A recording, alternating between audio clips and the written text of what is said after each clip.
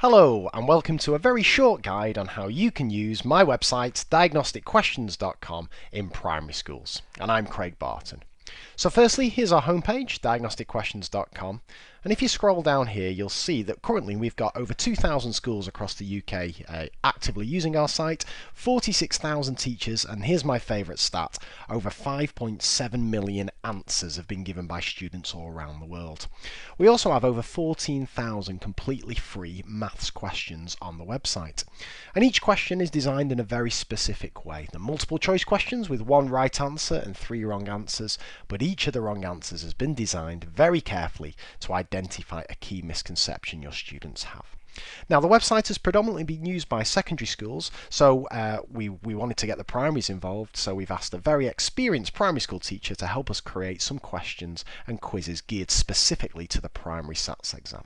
So I'm going to show you how you can access these. The first thing you'll need to do is sign up, and sign up is completely free, and everything you're going to see in this video is completely free as well. So sign yourself up, and then if you need any help uploading your students or getting your students registered, just drop us an email and we'll be more than happy to help. Craig@diagnosticquestions.com is the email.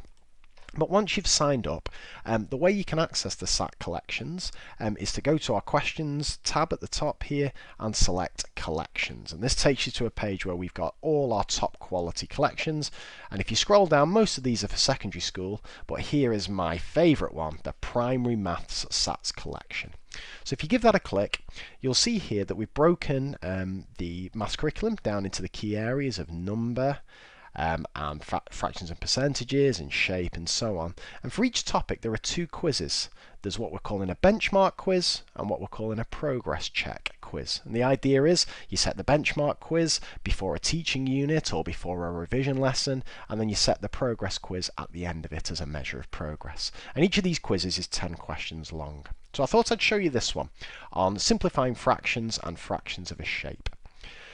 So each quiz, as I say, is 10 questions long, and if we just go to a little preview of the quiz, you'll see what I mean. The multiple choice with one right answer and three wrong answers, and each wrong answer has been designed to expose key misconceptions that your students have.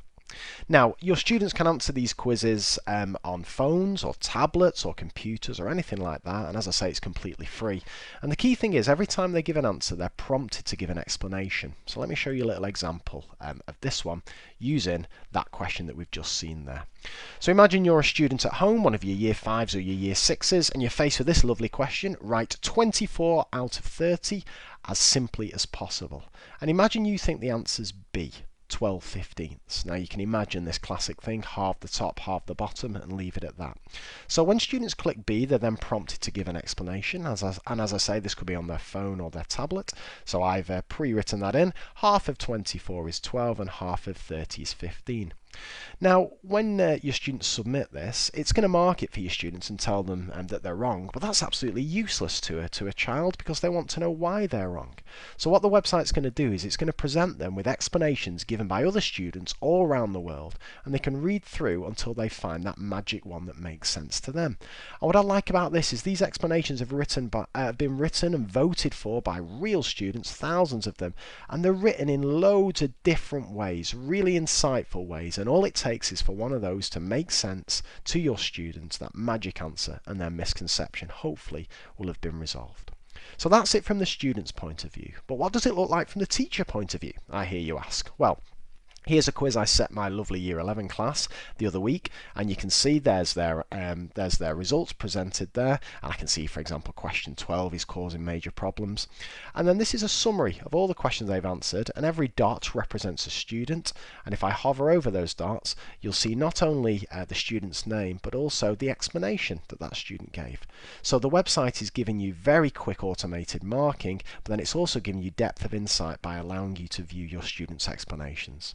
And if you scroll to the bottom, you get a classic question level analysis here that's got all your students' answers in there. And again, as you hover over each one, you see their explanations as well. And you can even, and this is one of my favourite bits here, if you click download, And we'll just build up the drama whilst this is loading. It gives you a lovely little PDF summary of their results. And it'll also tell you if any of your students haven't completed their tests or not. And as I say, if I click on this PDF here, you'll see for Megan, it's generated each of Megan's answers, the reason she gave, the correct answer, and also the most popular reasons as voted for by students all around the world.